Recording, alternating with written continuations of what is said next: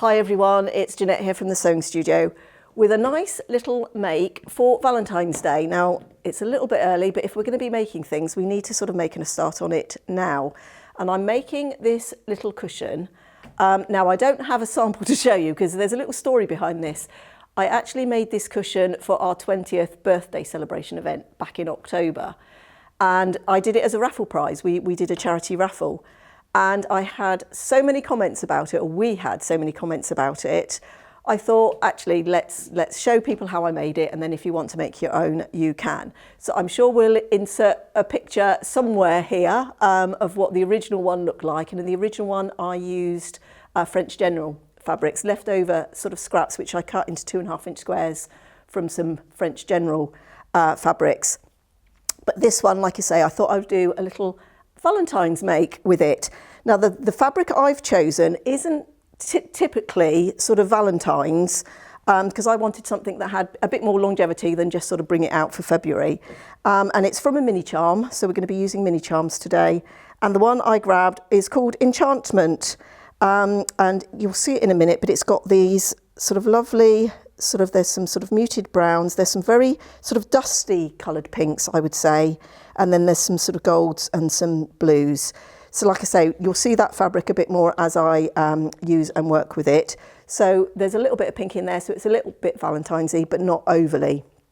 But I did grab some other Mini Charms from the shop as I came through this morning. Now this one isn't overly Valentine's either. It's called Ridgewood by Minnick & Simpson, but it's definitely got those Valentine colours in of the sort of the reds and the pinks, and then we've got some nice sort of pale colours there, a little bit of a light taupe, and then into the lights. So very much more sort of your traditional pinks and reds for Valentine's. So that one's called Ridgewood. And then the next one I chose is called Love Blooms. This is absolutely lovely. I mean, they're all absolutely lovely. I don't know why I say that. But very much more of these sort of corally sort of colours with some lights there and then some reds. And these have actually got sort of words like love and bits and pieces on them. And there's a few florals and bits and pieces in there as well. So that's a really nice Love Blooms. And you can look at any of these on our website, and they generally have the thumbnail where all the squares are laid out, so you can sort of see the fabrics in more detail if you like the look of any of those. You see all the bits coming off the Mini Charms. The next one's called Love Letters by Lizzie House. These are all Moda ones, and this has got a bit more variety of colour in there. As you can see there's some sort of greens and blues. And then going into the pinks, there's nice brown, chocolate brown with pink, that's a classic. And then into some almost sort of very pale mauve, but sort of a little bit different, but still it's got those pinks in there. And nice little strawberries on the front. I'm a bit of a sucker for a fabric with a strawberry on it. And then XOXO, and I think this was one we actually looked at when we had these new in quite a while ago, and I think this is one of the ones we picked out. And once again, we've got sort of blacks more in this, so if you like sort of something, and the black really makes sort of the reds and the whites pop, so don't be afraid of using black in your projects, but there's that. So there's just a little selection of just a few of the Mini Charms that we do here that I thought would also make a lovely little Valentine's cushion. So let's just set those aside for the moment and let's have a look. Now I've done a bit of prep ahead of time because I want to be able to get to the point where we've got sort of the finished front cover so that you can see it. So we'll sort of come back to that, but we'll start by doing a 4.5-inch square. Now I just grabbed a fat quarter of fabric and I just chose one, and this is probably a good point to talk a little bit about choosing colours to go with this. And I just chose something, and let me just pull that down there so you can see it a bit closer up, that was very close in colour to the background colour that was in the little Mini Charm. And I just did that by sort of going round with bits from the Mini Charm and sort of what they call auditioning. And all that means is you literally just hold those fabrics together and see how well they work. But that sort of, I don't even know what colour to call that. It's probably a bit of a taupe, isn't it? But a light I felt worked really well with all the colours in this little Mini Charm. So I grabbed a fat quarter of that as well as my Mini Charm, and that's more than enough to make the front of this. So we start with our 4.5-inch square. Now I've cut a heart, which is eventually going to go on there. Now I can't give you that particular heart template because I actually cut that from a die. It was a Sizzix die I had in my stash. But I think we've given you a heart template before, so we'll hunt that out and see if we can put that in the downloads. And I think it was one of the scrap cushions we did last year. We did something with some hearts on, and it should be about the same size because it should fit on a 2.5 inch square. So we've got that, and I'm going to do that last because I put that on last. I may want to quilt before I put that heart on, if I want to quilt underneath first, or I may want to sort of embellish it in any other way. So I tend to leave that bit to the very last bit. I tend to do the piecing and come back to that. So I'm just going to put that somewhere safe, she says, and hopefully we don't lose it. So the first thing I'm going to do is surround my 4.5 inch square with my mini charms. And some of these, like I say, I've sewn ahead of time so we can really push on. And you want to take 4 and sew them into sets of 2. And these are then going to get attached either side of that square. So let's do that first, and then we'll come back and lay out the next pieces. So as I said, 4.5 inch square and then 2.5 inch pieces. And I've pressed that seam open for the moment. It doesn't need to match anything in a minute, so we don't need to press to one side. So that the pieces lay flatter, we can press open. So let's take that to the machine. Now I did have a question about this machine. I was sewing on this. This is the Janome Memory Craft 9480QC, and there was a question actually in the comments, or a comment in the comments last time. Sorry, I'm just starting on my starter scrap there, and it says, does that machine have the hover function for the presser foot? Yes, it does. I switch it off. And I think Katrina might switch it off as well. I don't have that on my machine at home, so you sort of get used to working, and I do need to switch it on and get used to using it when I use this machine. But I tend to switch it off because I tend to find I'm using the button anyway, because that's what I do at home. But yes, it does. This machine is feature packed, so yes, it definitely would have saved me that little bit there if they had the automatic lift on the presser foot.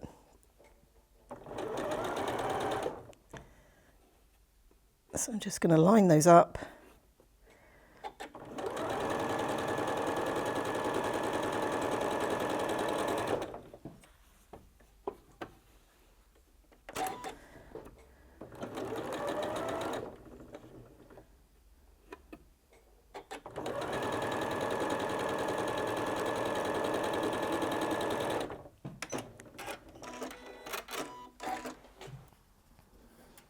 Now I have got some things which are slightly directional. I don't necessarily want my little bee to be flying upside down, so I'm going to put it that way.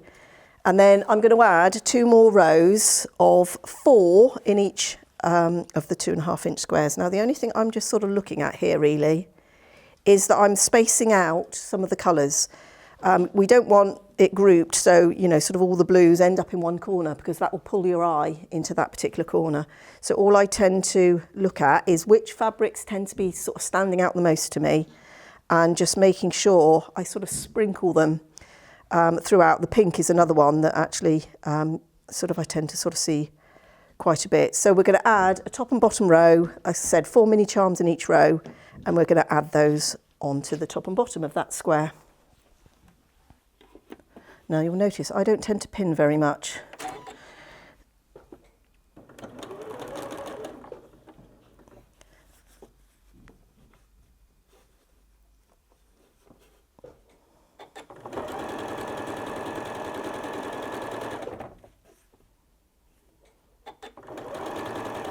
There's nothing to match here, so once again I've pressed that seam open.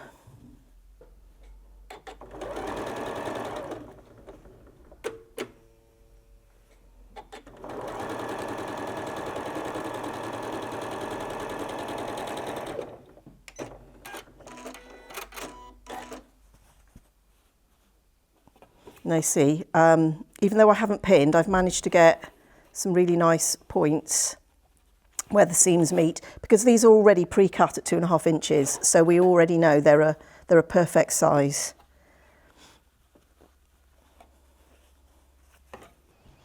So there we are. I'm going to take that to the iron and give it a press. The seams will naturally want to go in towards this square, because there's less bulk, there's no seams or anything there for it to fight against. But I'm actually going to press the seams open because, like I say, we're going to put a round of background fabric, so it's not going to match in with anything. So I'm going to press the seams open.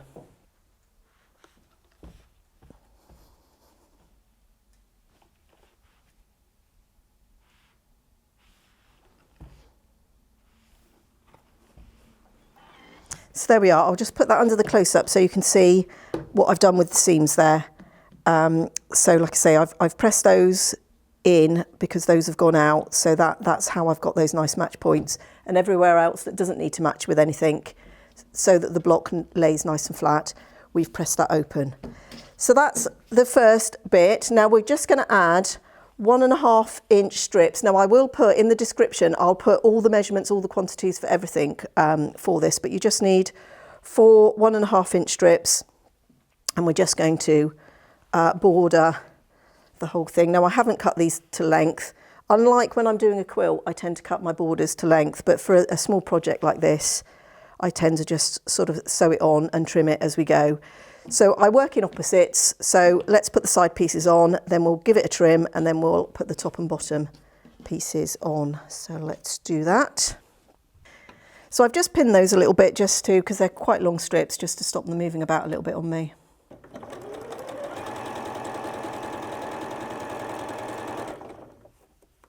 I like to think I pin where I need to.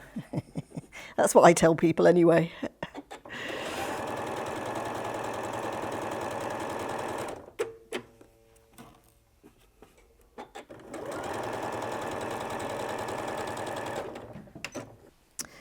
So I'm just going to grab my little ruler. This is where I tend to use, when I'm working with small units, this is when I tend to grab my little ruler. This is a little 6.5 inch square, which is one of my go-to rulers. I think myself and Katrina did our favourite rulers double trouble video about 18 months or so ago, and we go through what our favourite rulers are, and this is in my top.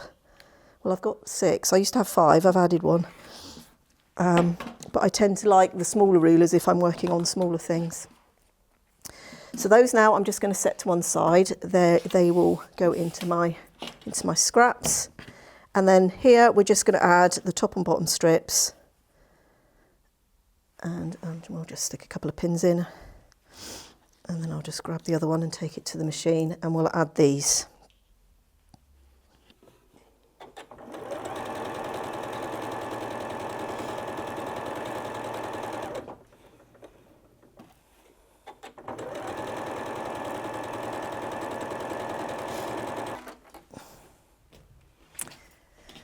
So actually this time I'm going to trim it before I take it to the iron, because I can line that up with the edge of the block.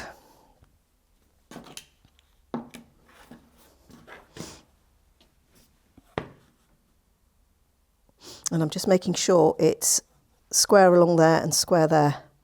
Then I'll have a nice square corner. And then don't forget to set the seam.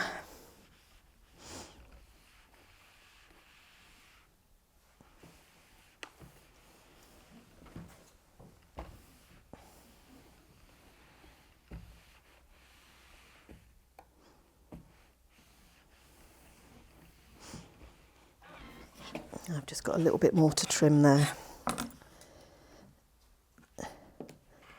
And I just had a little bit hung off because I could see it was a little bit crumpled on the end there. So I decided to cut that bit off. So now we've got it that far. Oh, look, our bee's upside down. I'm going to keep making sure I put him the right way up. And then for the sides again, I've got 2 rows with 5 pieces in, because our bit now, because we've used 1.5 inch wide strips, so they should come out at 1 inch finished, so it all works with our 2.5 inches. Now I think that one goes possibly that way, and let's do that way, and then we'll take all of these pieces to the iron, and then that one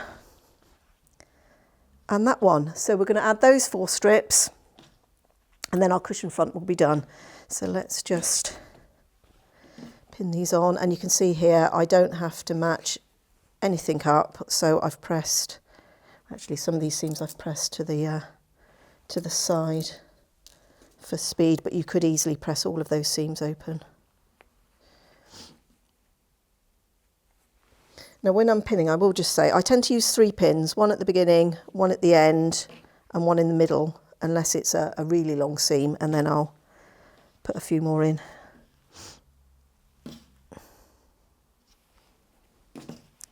Just making sure I'm getting everything the right way round.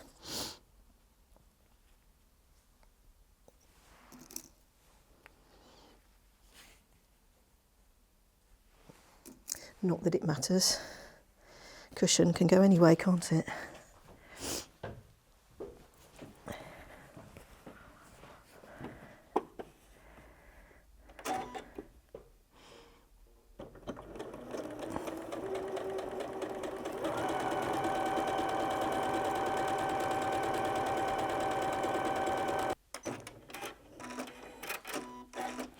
Now I'm just going to finger press this for now rather than going to the iron.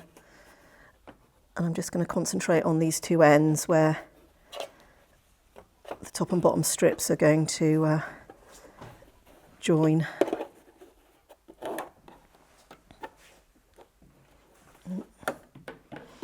Let's cut that off while we see it. And then this is my top strip. And once again, the only bit we need to match is here. Now I've pressed that seam open, so I will just line that up and pin it.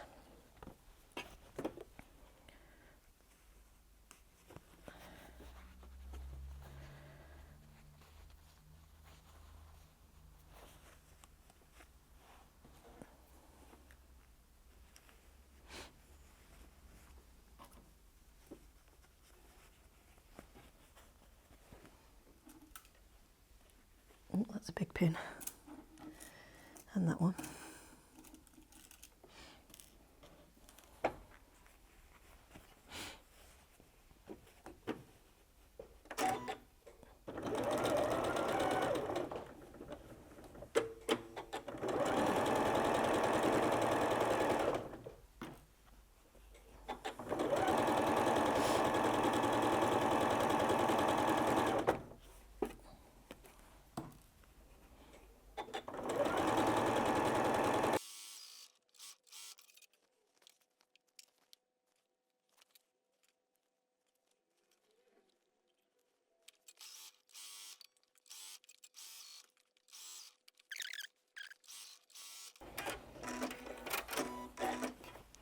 Now I thought I did, I just sewed a little crease into that.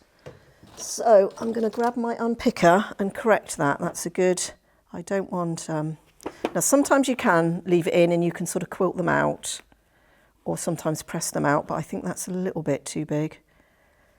So I am going to just take that out, and all I do, it's a good teaching point, is all I do is just undo a few of the stitches around it.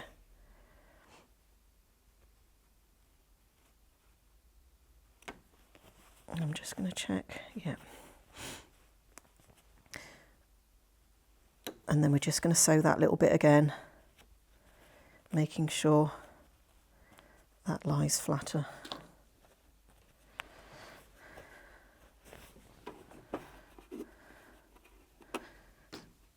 I can just see I've got a stitch holding that in place.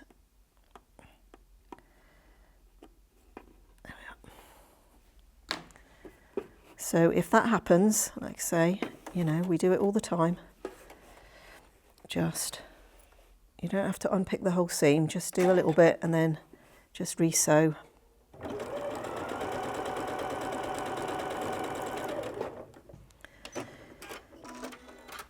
You tend to find you get less of it if you use a walking foot. I'm lucky at home, I've got a walking foot with my 1/4 inch foot on it, so you don't tend to get that quite so much with a walking foot.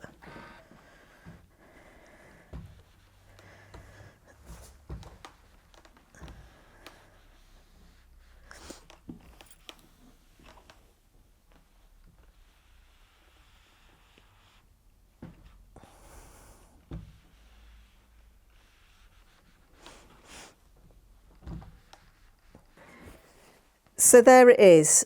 That's all it was, just a really simple cushion top, just with those little mini charms, and I've picked that one. Now I'm going to put that on, I'm going to put that on now.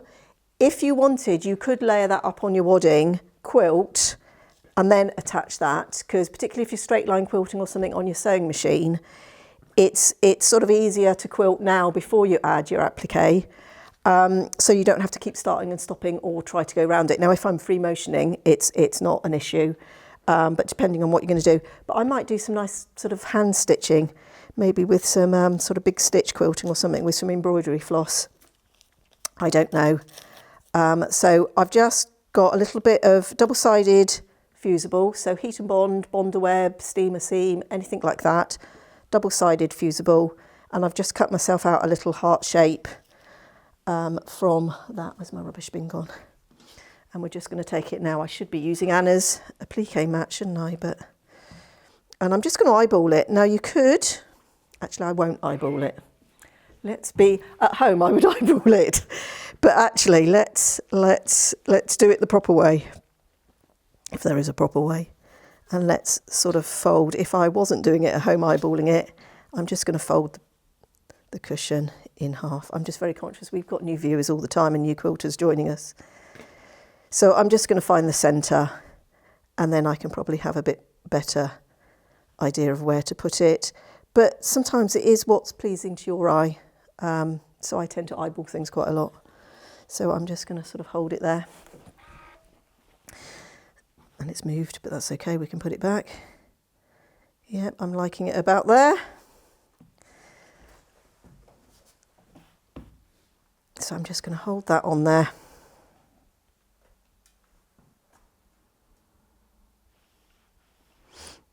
I tend to do it for about the count of 10. But do have a look. Different manufacturers suggest different things. Some of them you need steam to activate the glue. Others just sort of do it by heat. So do have a look at the instructions for the particular brand of double-sided fusible that you use. So there it is. There's our little cushion front. Now that's all I did. And then I just made a simple little envelope back. Just to say, my rule of thumb for an envelope back for a cushion is I use the rule of 2/3. So the height of the cushion, take 2/3 of that measurement and cut that twice, and you should have a fairly decent sort of 4-inch overlap if you do that. So 2/3. So this is 14.5 unfinished, so round it up to 15. So 2 pieces, 10 inches by 14.5 would do a nice little envelope back for this little cushion. So I hope you enjoyed that quick little make. Like I say, still plenty of time to make yourself one for Valentine's Day, or maybe even one for your Valentine, or one for a special friend, or one for yourself. Like I say, it doesn't have to be Valentine's fabric. You can choose any mini charm you like and have a go with this. Also perfect for scraps. So note to self, your 2.5-inch scrap bin, absolutely perfect for this as well. So I hope you enjoyed that project. If you give it a go, do share with us on any of your social media platforms. Please do like, comment, share, subscribe, all of those wonderful things, because it really does make a difference for us here. It supports us in what we do and allows us to keep making the content for you. Also, you can follow us on Facebook and Instagram. Like I say, tag us in any of your photos, and hopefully we can sort of share them with you as well. We like to see viewers makes, and we like to share those viewer makes with everybody as well. So thank you for joining me today, and I hope you'll join us again here next time in the sewing studio.